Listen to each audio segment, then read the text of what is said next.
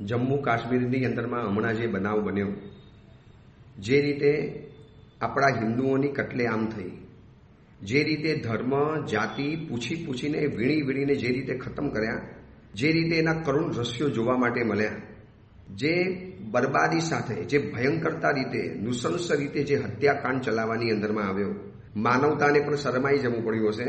આ રીતે ધર્મના નામે અત્યાચાર, હિંસાચાર જો ચાલી જ રહેવાના હોય અને તમારે ધર્મના નામે જો આવું જ કરવું હોય તો આપણે જૈનોએ પણ હવે ચેતી જવાની જરૂર છે. હવે દર વખતની આપણી ઉદારતા આપણે જતું કરીએ છીએ, છોડી દો. કોઈકની રોજીરોટી ઉપર ક્યાં આપણે પથ્થરમારો કરવો, ક્યાં એમને આપણે દુઃખી કરવા, ક્યાં એમને આપણે ઠેસ પહોંચાડવી. દુઃખી કરનારા તો પહેલાં છે, એમના આ લોકોએ શું ગુનો કર્યો છે. આવી આપણી ઉદાર ભરી વિચારણા શૈલી સારી હતી, આપણે કરતા પણ આવેલા છીએ, પણ હવે નહીં, બસ બહુ થઈ ગયું. આ દ્રશ્યને જોયા પછી કોઈ પણ વ્યક્તિનું દિલ ભાંગી પડે. એમાં એક દ્રશ્ય વારંવાર જોજો.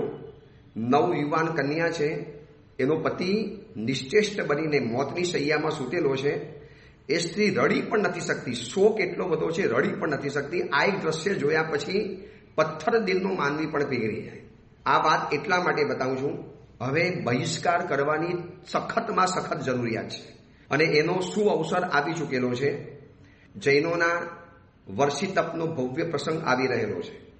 ગામ, નગર, પાલીતાણાથી લાગી અને દુનિયાના છેવાડા સુધીની અંદરમાં વર્ષી તપની આરાધના ચાલે છે. પાલીતાણા હોય, અમદાવાદ હોય, સુરત હોય, ચેન્નાઈ હોય, બેંગ્લોર હોય, જેટલી પણ મોટી બિગ સિટી છે, આ બધી જગ્યાની અંદરમાં નાના મોટા પાયે વર્ષી તપની આરાધના ચાલે છે.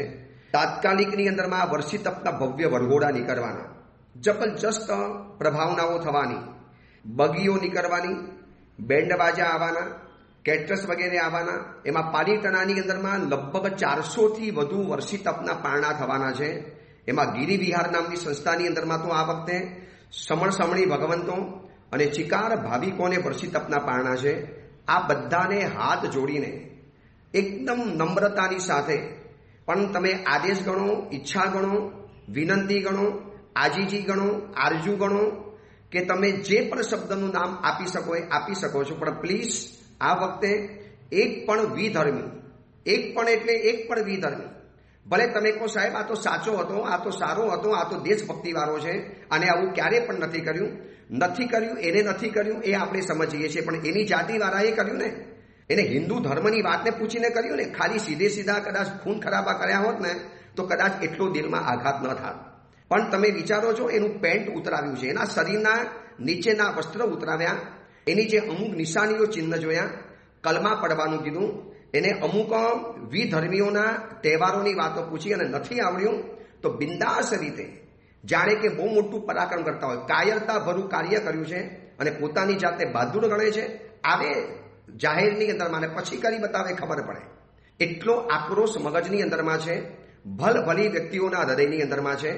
અત્યારે દેશભક્તિ બતાવવાનો શું અવસર આવી ચૂકેલો છે. જૈનો, પ્લીઝ આ વરઘોડાના આયોજકો, વર્ષી તપના આરાધકના તપસ્વીઓ, વર્ષી તપની આ ઇવેન્ટના સંચાલકો, એના ઇવેન્ટ મેનેજરો, આ બધાને કહું છું કે આ સમયની અંદરમાં એક પણ વિધર્મી બેન્ડવાળો ન જોઈએ, એક પણ વિધર્મી બગીવાળો ન જોઈએ, એક પણ વિધર્મી ઇવેન્ટવાળો ન જોઈએ.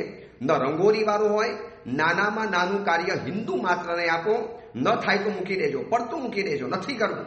કેટલાય શહેરોમાં તો આ નિર્ણય થઈ ચૂકેલો છે, ઓર્ડર અપાઈ ગયેલા હતા, નક્કી થઈ ચૂકેલું હતું, એડવાન્સ પૈસા અપાઈ ચૂકેલા હતા, છતાં પણ એ બધાએ કબૂલ કર્યું, સાહેબ ભલે પૈસા જાય તો જાય, આ વખતે હવે નથી ઝૂકવું. કેટલું સહન કરીશું? છેલ્લા 2000 વર્ષથી આપણે હિન્દુઓ સહન કરતા આવ્યા છીએ. આખો ઇતિહાસ વાંચી જાઓ, કતલેઆમ સર્જાય છે આપણી હિન્દુઓની. હમણાં જ બંગાળની અંદરમાં પણ આપણને ભગાડ્યા, કાશ્મીરની અંદરમાં ફરવા માટે ગયેલા એમને પણ આવી રીતે ભયંકર રીતે ક્રૂરતાપૂર્વક માર્યા છે. એના બાળકોની સામે 9 વર્ષનો બાળક, 4 વર્ષનો બાળક, એનો જે આક્રાંત સાંભળો ને આપણને એમ થાય કે આપણે હવે કશું જ નથી કરવું, આપણે બધા જ વિધર્મીઓનો બહિષ્કાર કરવો છે. કોઈ એવું મનમાં નહીં વિચારતા કે તો કાશ્મીર વાળા કરે છે, અહીંના વાળાનો શું ગુનો છે. એ લોકોએ રેલીઓ કાઢી, અહીંના વિધર્મીઓ રેલી કાઢી, એને વખોડ્યું. એ લોકોએ કહી શકતા હતા ને, ચાર રસ્તાની અંદરમાં આવીને કહેવું પડતું હતું કે ભાઈ આ તમે ત્રાસવાદીઓ, તમે ધર્મ ભૂલ્યા છો, તમે માનવતાનો ધર્મ ભૂલ્યા છો. કાઢી કોઈ રેલી? એક પણ નેતા કશું બોલવા તૈયાર છે? જે વિપક્ષો કુદાકૂદ કરતા હતા, એક નાનકડો વિધર્મી ગુજરે એની ઉપર, એની મસ્જિદ ઉપર પથ્થરમારો થાય, કદાચ આપણા હિન્દુઓ કરતા હતા, અને ગાય વગાડીને સંસદની અંદરમાં ગજવતા હતા. ક્યાં ગયા એ બધા વિધર્મીઓ? ક્યાં ગયા એ બધા વિપક્ષીઓ? ક્યાં ગયા એ બધા રાજકારણીઓ? જવા દો, કશું જ બોલવા જેવું નથી. આપણે આ વખતે આટલું નક્કી કરો, વિનંતી માનો, આરજુ માનો, આજીજી માનો કે તમે, હું તમારા પગ પકડીને કહું છું કે પ્લીઝ હવે આ એક અવસર છે, આવી ચૂકેલો છે, બતાવી દો. વેદનાને સમજજો. એ પરિવારોની શું વેદના હશે જેના ઘરમાં 4 દિવસ પહેલા લગ્ન થયા છે. એ કન્યાનો આકરણ, એ કન્યાનો પોકાર, એ કન્યાની આંસુ, શું આપણે એ બધાને નિગ્લેક્ટ કરીશું? એ બધાની ઉપેક્ષા કરીશું? એ લોકોએ હિન્દુ મારાને માર્યા છે માટે કહું છું. ખાલી એમને માર્યા હોત ને તો કદાચ હજી આપણે સ્વીકાર્યું છે. આપણે આટલા વખતની અંદરમાં ઘણી વખત આપણે સ્વીકાર્યું છે. આ પહેલી વાર નથી બન્યું. આ સુધીની અંદરમાં કાશ્મીરમાં નરસંહાર વારંવાર થયો છે. પુલવામામાં પણ આપણા સૈન્યના જવાનો શહીદ થઈ ચૂકેલા હતા. પણ આ વખતની વાત અલગ છે. આ વખતે એ લોકોએ ધર્મને ટાર્ગેટ કર્યો છે, તો આપણે પણ ટાર્ગેટ કરવો છે. ટોટલી બહિષ્કાર, કશું જ વાત નથી. માનો તો સારી વાત છે, અને તાત્કાલિકની અંદરમાં આનું પરિણામ બતાવવું પડશે. ભલે ઓર્ડર અપાઈ ગયા હોય, બગીઓ નક્કી થઈ ચૂકેલી હોય, તમે એ લોકોને બધી જ કદાચ એડવાન્સ પેમેન્ટ આપી પણ દીધેલું હોય, છોડો, પૈસા તો ફરીવાર આવી જશે. આ દેશભક્તિ બતાવવાનો અવસર નહીં આવે. એ લોકોને પણ ખબર પડે કે અમારા કેટલીક વ્યક્તિઓના કારણે અમારું પણ કેટલું નુકસાન જાય છે. એ લોકો એના વ્યક્તિઓને પહોંચાડશે કે ભાઈ શું આ ધંધા કરો છો? છોડો ને, અમને શાંતિથી જીવા દો, તમે પણ શાંતિથી જીવો. થોડાક મુઠ્ઠીભર તત્વો આ કોમને બદનામ કરે છે, તો એની કોમ મૌન કેમ છે? કેમ ચૂપ છે? એ લોકોએ કેમ રેલીઓ નથી કાઢી? કેમ એ લોકો 4 રસ્તા ઉપર આવીને જાહેર નારા પોકાર્યા? કેમ એ લોકોએ સંસદની અંદરમાં ગજવ્યું નહીં? કેમ બધા વિપક્ષીઓ બધા ચૂપ થઈ ગયેલા છે? જવા દો, આપણે કશું જ કોઈનું કશું કહેવું નથી. કોઈ આપણને કામ લાગવાના નથી. આપણો જજબા, આપણી હિંમત, આપણો પાવર, આપણી દેશભક્તિ, ધર્મ ભક્તિની સાથે દેશભક્તિની પણ જરૂર છે. અને આ અવસર આવી ચૂકેલો છે. પ્લીઝ મહેરબાની કરીને વર્ષી તપના તપસ્વીઓ, વર્ષી તપના આયોજકો, વર્ષી તપ જે સંઘોની અંદરમાં થયા છે એના ટ્રસ્ટીઓ, એના આગેવાનો, આ બધા જ જાગો. સત્વરે આજે ને આજે જ ઓર્ડર કેન્સલ કરાવી દો. આ ઓડિયો જ્યારે તમારી પાસે આવે, આ મારા શબ્દો જ્યારે તમારા કાનની અંદરમાં ગુંજે, તમારી સંવેદના પીગળે, થોડું પણ મન છે ને પૈસાની બાબતમાં જો વિચારે, એડવાન્સ અપાઈ ગયા છે, પૈસાનું નુકસાન થશે, ત્યારે પેલી સ્ત્રીનો ફોટો જોઈ લેજો કે જંગલની વચની અંદરમાં એકલી અટુલી છે, પતિ મરી ગયો છે, પતિની નિશ્ચેષ્ટ કાયા પડેલી છે, અને એની સામે સ્ત્રી રડી પણ નથી શકતી. શું ડૂમો ભરાઈ ગયો હશે? શું એના હૃદયની અંદરમાં અપરંપાર આ શબ્દની વેદના ભરેલી હશે?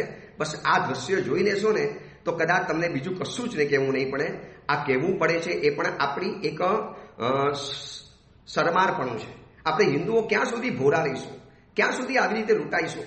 2000 વર્ષથી આવો જ માર ખાતા આવ્યા છે. હજી પણ આ વધવાનું છે. એની સામે તૈયાર થાવ, લડવા તૈયાર થાવ. ઘર ઘરની અંદરમાં એક યોદ્ધા તૈયાર થાવ. ઘર ઘરની અંદરમાં એક અગ્નિવીર યુવક તૈયાર થાય. ઘર ઘરની અંદરમાં અસ્ત્ર શસ્ત્ર તૈયાર રાખવા પડશે. હવે આપણું યુદ્ધ આપણે લડવાનું છે. પાર્થને કહો ચડાવે બાણ, હવે તો યુદ્ધ એ જ કલ્યાણ, હવે તો બહિષ્કાર એ જ કલ્યાણ. બસ આ વાત સાંભળીને જલ્દીમાં જલ્દી આગેવાનો, આયોજકો, ઇવેન્ટ મેનેજરો, તપસ્વીઓ, આ બધાને, વ્યવસ્થાપકો, આ બધાને કહેવાનું છે કે આજને આજે જેવો આ વિડીયો ઓડિયો તમારી સામે આવે અને તાત્કાલિક સત્વરે ઇમિડિયેટલી તરત જ બીજી જ સેકન્ડે બધા જ ઓર્ડર કેન્સલ કરી, ભલે તમે સાદી થાળી આપશો તો ચાલશે, ભલે તમે સોફા સેટ નહીં લાવો તો ચાલશે, ભલે તમે બગીના બદલે તપસ્વીઓને ચલાવો તો ચાલશે, પણ આ વખતે વિધર્મીઓને લાવ્યા તો નહીં ચાલી શકે. ખરેખર નહીં ચાલી શકે. બધાની નજર આપણી ઉપર છે. આપણો જ મોટો વરઘોડો આવવાનો છે વૈશાખ સુદ ત્રીજ, અખા ત્રીજનો. ટોટલી બહિષ્કાર. એમાં પાલીટણામાં તો એક પણ બગી બેન્ડ એના જોઈએ જ નહીં. બધું જ કેન્સલ કરાવી દો. બસ એવી પરમ કૃપાળુ પરમાત્મા પાસે પ્રાર્થના કરું છું કે તમારા હૃદયમાં પણ આવી હિંમત આવે, આવી કુમારી આવે.